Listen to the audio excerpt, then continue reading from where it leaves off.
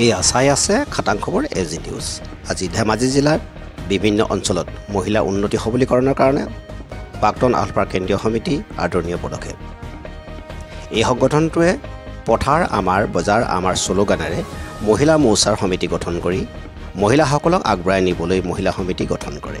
হয়, প্ৰথমতে আপোনাৰ পৰিচয়টো দিয়ক, লগতে আজি এই সভাখন কিয় হ'ল তাৰ বিষয়ে দুআষাৰমান কওক। নমস্কাৰ, মই অমিত বল্লভ গোস্বামী। মই সদৌ অসম প্ৰাক্তন আলফা সমন্বয়ৰক্ষী সমিতিৰ কেন্দ্ৰীয় সংগঠন সম্পাদক, আৰু আমাৰ এটা ভগ্নী সংগঠন আছে অসম সমন্বয় মহিলা মঞ্চ। আৰু অসম সমন্বয় মহিলা মঞ্চৰ আমি ইতিমধ্যে যোৱা পৰহি ধেমাজি জিলা সমিতি গঠন হৈছে। তাৰ লগে লগে কালি চিলাপথাৰ টাউন আঞ্চলিক সমিতি গঠন হৈছে, আৰু আজি ইয়াত বাম কামচি শাখা মহিলা সমিতি গঠন হৈছে। আৰু বাম কামচি মহিলা সমিতি ধেমাজি জিলা সমিতি কালি আৰু চিলাপথাৰ টাউন আঞ্চলিক পৰহি মাছখোৱা আঞ্চলিক সমিতি, এই গোটেই আঞ্চলিক সমিতিবোৰ গঠন কৰি আমি মহিলা সবলীকৰণৰ এটা প্ৰজেক্ট লৈছোঁ।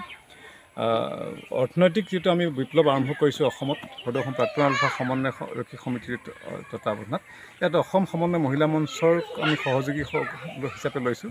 ইয়াৰ জৰিয়তে আমাৰ মহিলাসকলক সবলীকৰণৰ কাৰণে, নাৰী অধিকাৰৰ ক্ষেত্ৰত আগবঢ়াই নিবৰ কাৰণে, অধিকাৰ মাত মাতিবৰ কাৰণে আৰু মহিলা সবলীকৰণৰ কাৰণে বিভিন্নবিলাক প্ৰজেক্ট আমি লৈছোঁ।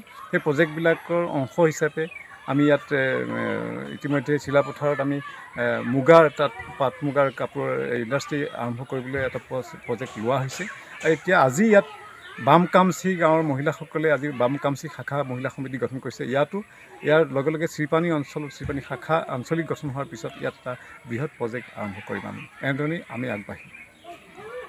হয়, বৰ্তমান আপোনালোকে এই অনুষ্ঠানটোৰ কাৰণে ৰাইজৰ পৰা আপোনালোকে কেনেকুৱা সহযোগিতা? যথেষ্ট সঁহাৰি আমি লাভ কৰিছোঁ, যিহেতুকে আমাৰ খিলঞ্জীয়াৰ হাতত বজাৰ নাই। আমাৰ মূল উদ্দেশ্য হৈছে আমাৰ বজাৰখন আমাৰ হাতলৈ অনা। বজাৰখন আনিবলৈ হ'লে আমি পথাৰখন আমাৰ দখললৈ আহিব লাগিব। আৰু পথাৰখন দখল কৰিবৰ কাৰণে আমি যি এই আৰম্ভ কৰিছোঁ, এই যাত্ৰাত আমাৰ অসমত প্ৰতিগৰাকী আমাৰ খিলঞ্জীয়া মহিলাই আমাৰ লগত সহযোগ কৰিছে। গোলাঘাট, যোৰহাট, ধেমাজি, কামৰূপ, প্ৰতিখন জেগাত আমাৰ মহিলাসকলে সহযোগিতা আগবঢ়াইছে। য'তেই গৈছোঁ তাতে আমাৰ সহায় পাইছোঁ। ইয়াতো ধেমাজি জিলাত পূৰ্ণ সহযোগ আমি পাইছোঁ মহিলা। হয়, মহিলাসকলক সবলীকৰণ কৰিবৰ কাৰণে আপোনালোকে কি প্ৰজেক্ট হাতত লৈছে? বিভিন্ন ধৰণৰ প্ৰজেক্ট। এতিয়া প্ৰথম অৱস্থাত গোলাঘাটত গামোচাৰ প্ৰজেক্ট লৈছোঁ, ইয়াতো লৈছোঁ। গামোচাটো আমাৰ সাধাৰণ যিটো জেনেৰেল গামোচা, এই গামোচাটো আমাৰ প্ৰতিটো অঞ্চলত যাতে বাহিৰৰ পৰা আনিবলগীয়া নহয়, তাৰ কাৰণে আমি নিজাকৈ এই প্ৰজেক্ট লৈছোঁ যে গামোচা আমাৰ খিলঞ্জীয়া মহিলাই প্ৰজেক্ট কৰিব, ইয়াৰ পৰাই উৎপাদন হ'ব। তাৰ লগে লগে কাপোৰৰ আৰু তাৰোপৰি মছলাৰ প্ৰডাকশ্যন লোৱা হৈছে ইণ্ডাষ্ট্ৰী। মিঠাতেলৰ ইণ্ডাষ্ট্ৰী লোৱা হৈছে। মাজুলীত 2000 বিঘা মাটিৰ খেতি কৰিব লৈছে সৰিয়হৰ, তাত মিঠাতেলৰ ইণ্ডাষ্ট্ৰী হ'ব। আৰু আমাৰ এটাই ব্ৰেণ্ড হ'ব জননী নামত আমাৰ সকলো প্ৰডাক্ট বিক্ৰী হ'ব সমগ্ৰ অসমত। হয়, আপোনাৰ পৰিচয়টো? মই কৰবী গগৈ, মোৰ নাম। চিলাপথাৰ সমবায় গাঁৱত মোৰ ঘৰ। আমি মহিলাসকলে সকলোৱে আগবাঢ়ি আহিছোঁ। ছাৰৰ লগতে বহুত আমি সহায় সুবিধা পাই বহুত আমি ছাৰক ধন্যবাদ দিছোঁ। আমি চিলাপথাৰ সমবায় গাঁৱত বস্ত্ৰশিল্পৰ আমি উদ্যোগ এটা গঢ়িম বুলি ভাবিছোঁ। মোৰেই মাটি এবিঘা মই সকলো উদ্যোগৰ কাৰণে মই দান কৰিম বুলি ভাবিছোঁ। গতিকে আমি সকলোৱে লাগি কামখিনি কৰিব লাগে। হয়, বৰ ভাল লাগিছে বাৰু। বিশেষকৈ বাম কামচি ৰাইজসকলে ইয়াত আপোনালোকে কেনেকুৱা ছাপোৰ্ট দিব বিচাৰিছে, কেনেকুৱা লাগিছে তাৰ বিষয়ে দুআষাৰমান কওক। বহুতে ভাল লাগিছে আজি মিটিংখন আমাৰ ইয়াত অনুষ্ঠিত হোৱাৰ কাৰণে। যিহেতু আমাৰ এডোখৰ পিছপৰা অঞ্চল, আপোনালোকে আহি আমাৰ উপকৃত কৰিলে, যথেষ্টখিনি উৎসাহ যোগালে, তাৰ কাৰণে বহুত ধন্যবাদ। আমি আশা কৰিছোঁ যে আমি এইটো এটা বৃহৎ পিছপৰা অঞ্চল আৰু বানবিধ্বস্ত অঞ্চল। ইয়াতে আমি এটা নতুন আশা দেখিছোঁ। আমাৰ গোস্বামীদেৱে ইয়ালৈ আহিছে, আমাক এটা সপোন দেখাইছে। এই সপোনটো আমি বাস্তৱত ৰূপ লোৱাটো আমি সঁচাকৈ আশা কৰিছোঁ। তেওঁ অহাৰ কাৰণে আমি বহুত ধন্যবাদ দিছোঁ।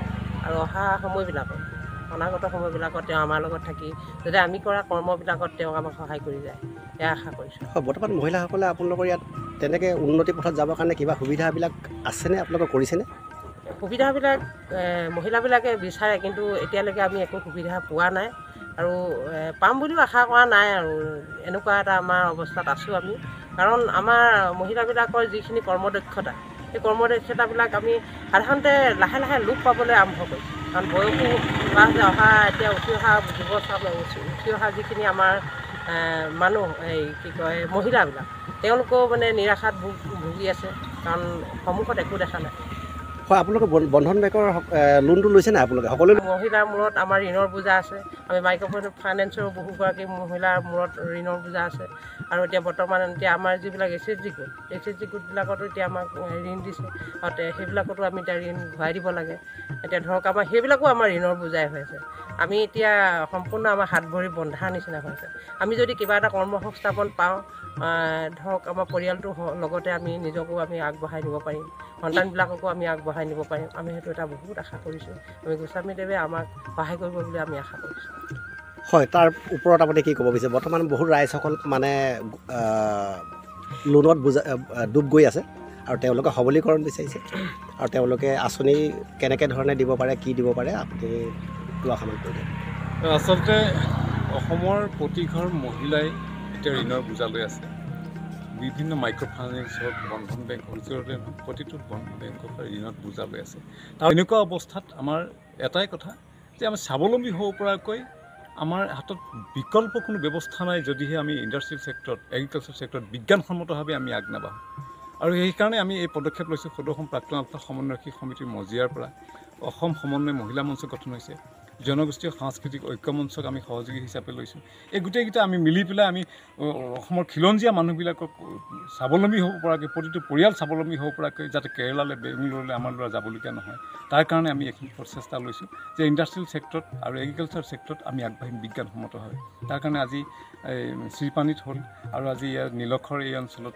হৈছে এই লগুটিত আজি ইয়াতো শাখা কম গঠন হৈছে আৰু ইয়াৰ পৰাই আমি আগবাঢ়িম আৰু ধেমাজি বিভিন্ন প্ৰান্তলৈ অসমৰ বিভিন্ন প্ৰান্তলৈ আমি গৈ থাকিম ইয়াৰ লগতে ইয়াৰ স্থানীয় অন্যান্য সমস্যাবোৰ যিবোৰ সমস্যা আছে বাট পথকে ধৰি নদীৰ সমস্যা এখন নদী এতিয়া আমাৰ চকুপানী হৈ আছে এই অঞ্চলৰ যদি চীনৰ হুৱাংহু নদীখন চকুৰ পানী গুচি হাঁহিৰ হ'ব পাৰে চীনৰ কাৰণে আমাৰ এখন সৰু নৈ ইয়াৰ মানুহৰ চকু পানী কিয় মচি হাঁহিলৈ ৰূপান্তৰ কৰিব নোৱাৰে এখন চৰকাৰে নোৱাৰে নালাগে আমি ৰাইজে আমি একগোট হৈ পেলাই নোৱাৰা কাম কৰিব একো নাই আমি ভাবিছোঁ চৰকাৰলৈ আশা নকৰি যদি চৰকাৰক আমি বিচাৰিম চৰকাৰে যদি সময়ত নকৰে আমি ৰাইজে একগোট হৈ আমি মাৰ বান্ধি থিয় দি বিজ্ঞানসন্মতভাৱে আমাৰ বহুত অসমৰ মানুহে অসমীয়া ল'ৰাই বহুত প্ৰযুক্তিবিদ্যা বিজ্ঞানী আছে বহুত এই ক্ষেত্ৰত অভিজ্ঞ যুৱক আছে আমি তেখেতলোকৰ লগত আলোচনা কৰি কেনেধৰণে ইয়াৰ খেতি মাটি নষ্ট নোহোৱাকৈ ইয়াৰ ৰাইজ উপকৃত হোৱাকৈ কেনেধৰণে নদীখনক আমি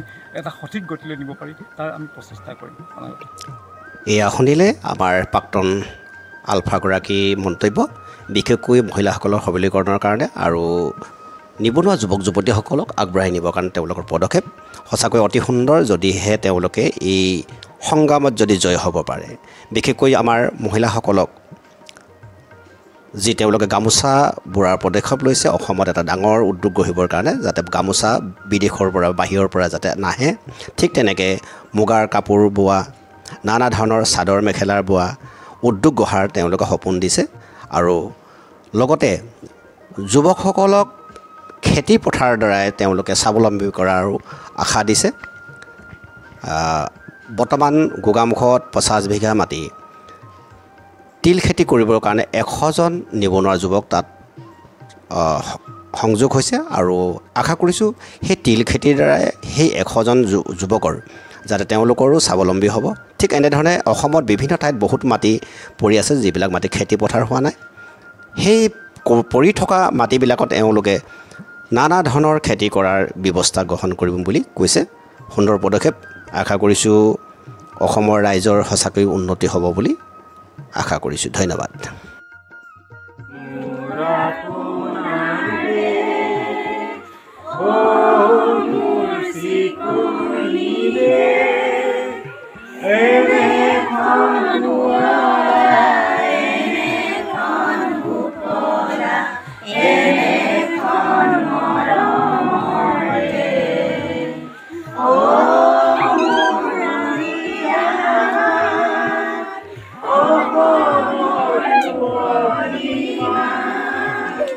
পৃথিৱী